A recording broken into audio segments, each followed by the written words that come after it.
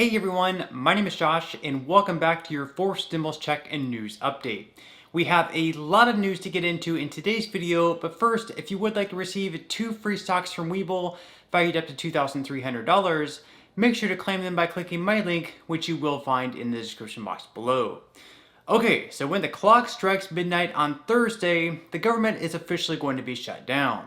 At this point, we still have no idea how congressional Democrats plan on dealing with this issue. After Senate Republicans blocked a bill yesterday which would extend government funding while suspending the U.S. debt ceiling, Democrats now need to pick an alternative route. In a statement by Senate Minority Leader Chuck Schumer, he said, "The Republican Party has solidified itself as the party of the default, and it will be the American people who pay the price. We will be taking further action this week to try to prevent a shutdown in default." Here is Senate Minority Leader Mitch McConnell explaining why Republicans aren't on board with the current Democrats' government funding plan. Traditions or their confusion about how to fund the government and raise the debt ceiling. For more than 2 months now, Senate Republicans have been completely clear about how this process will play out. So let me make it abundantly clear one more time. We will support a clean continuing resolution that will prevent a government shutdown, get disaster relief to Louisiana, help properly vetted Afghan refugees who put themselves on the line for America, and support the Iron Dome assistance for our ally, Israel. We will not provide Republican votes for raising the debt limit. As we speak, Democrats are behind closed doors assembling a multi-trillion-dollar reckless taxing and spending spree. There's no chance Republicans will help lift Democrats' credit limit so they can immediately steamroll through a socialist binge that will hurt families and help China. There's no particular tradition that the minority will always vote for debt limit hikes during united government. When Republicans had unified control in the early 2000s, then Senators Biden and Schumer voted no on a debt limit increase and made the party in power handle it on their own. Exactly the situation we're in now. The roles were reversed. Bipartisanship is not a light switch that Democrats get to flip on when they need to borrow money and switch off when they want to spend money. The debt suspension that expired in August covered all the debt that had been accumulated to that point. This is an argument about the future. Democrats want to use this temporary pandemic as a Trojan horse for permanent socialism. They've all but said so. And that is what millions and millions of Americans elected 50 Republican senators to fight against. For 10 weeks now, 10 weeks, Democrats have known what kind of government funding legislation could pass the Senate and what kind would fail. Republicans are not rooting for a shutdown or a debt limit breach. We've given the united Democratic government total clarity about how each can be avoided.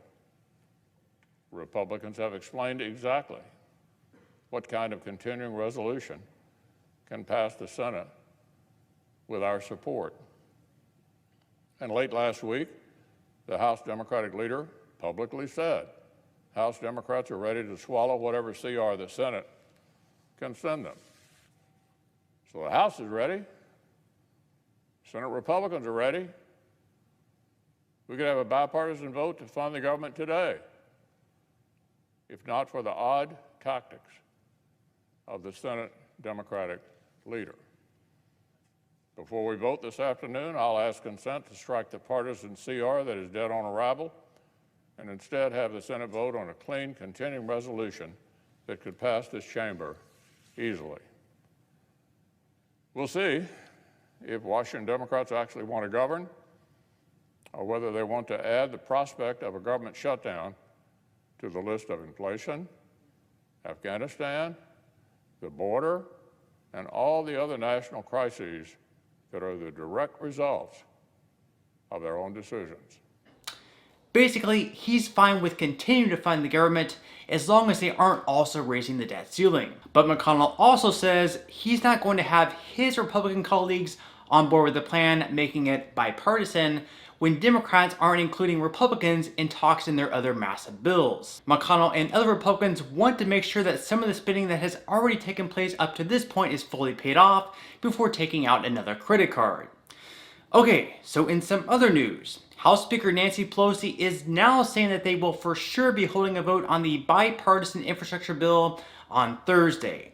This was a bill that was originally supposed to be voted on yesterday, but was pushed back after not receiving nearly enough support from progressives. This is going to be huge. Over the next couple of days, it's going to be extremely difficult for Pelosi to encourage the progressive wing of her party to get on board with the deal.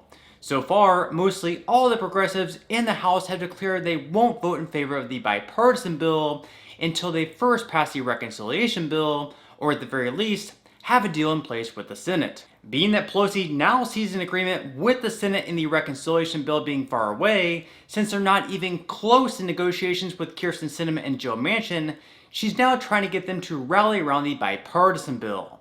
In her mind, if they can at least pass the bipartisan bill, it would be a huge win for President Biden and the Democratic Party in general.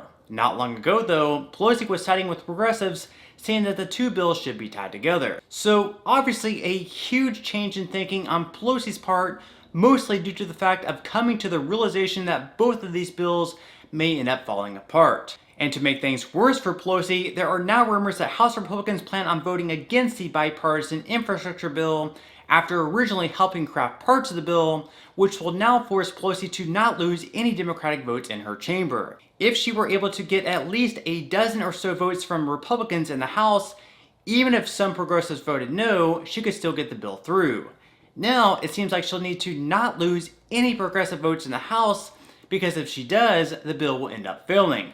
On Sunday, the House Speaker said that she would not bring a bill to the floor if Democrats didn't have the votes to pass it. So it's not going to make her look all that good if she brings the bill to the floor without support from the progressive wing of her party, nor the Republicans, and the bill ends up failing. Simply put, Democrats may then start to question her leadership. Many people here are also beginning to place the blame on President Biden. After running on the platform of being a moderate, he's now being blamed for not trying to get the progressive wing of his party on board with the bipartisan bill, and instead it's going along with the notion that the two bills must be passed together.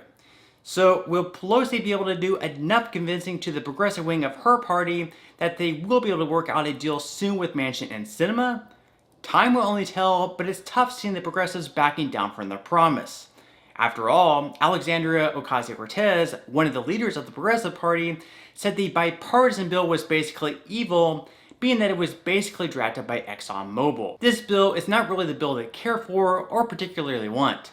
In their minds, the $3.5 trillion reconciliation bill is the one that needs to pass. Here is Senator Joe Manchin discussing how reaching a deal by Thursday on the reconciliation package would be a, quote, heavy lift. Take a listen. That's a heavy lift. There's a lot to do and a lot to talk about, but everybody has to keep trying to work in good faith the best you can. Do you think the leadership has been rushing this process at all and should take some time? I'm not in control of the leadership. They're going to set the timetable, There's a lot in that bill, the 3.5, the reconciliation bill, tax codes, climate change, social reforms. There's a lot, and people need to know what's in it. It's going to take a while, Manchin says. So obviously, to expect for an agreement to be rushed to and made in just 2 days just isn't all that realistic. With government funding about to run out and these two bills at risk of falling apart, trouble continues to brew in Washington for the Democratic Party. But on that note, I'm going to go ahead and wrap up this video. Again, if you would like to receive a couple of free stocks from Webull, make sure to quickly claim them by clicking my link in the description box below. To receive the first stock, you will need to fully open an account. Then to receive the second free stock, which will be valued up to $2,000, you'll need to make a qualifying deposit of at least $5. And even if you aren't all that interested in investing or continue to invest at this point in time, you can always sell the free stocks you receive and transfer that money, however much it's worth, right back to your bank account. So free stocks or free money is completely up to you. So once again, I hope everyone has a great and safe rest of their day, and I'll see you in the next video.